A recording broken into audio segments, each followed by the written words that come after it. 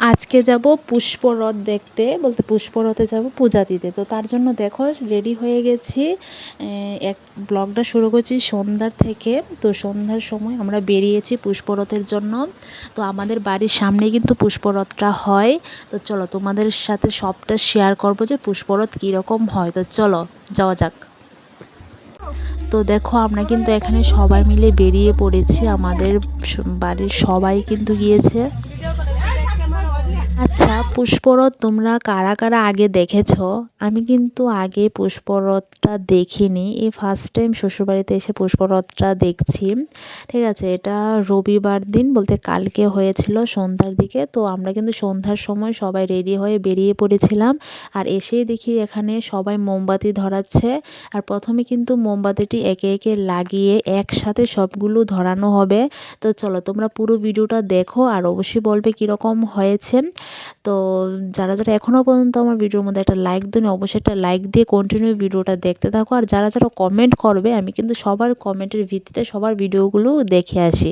ঠিক আছে, তো চলো ভিডিওটা কন্টিনিউ দেখতে থাকো।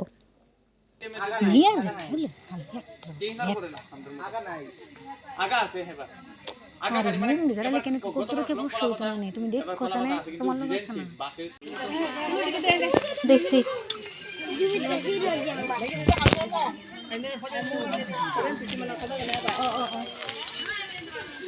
দক্ষিণাটা দক্ষিণাটা ও আমার ফোন আছে দক্ষিণা আছে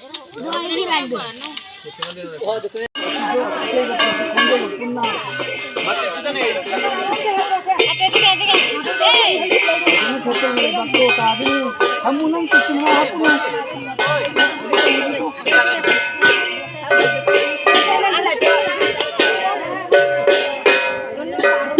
মোমবাতিগুলো ধরিয়ে দেওয়ার পর দেখো কত সুন্দর লাগছে জায়গাটা দেখতে, মানে এত মানুষ হয়েছে।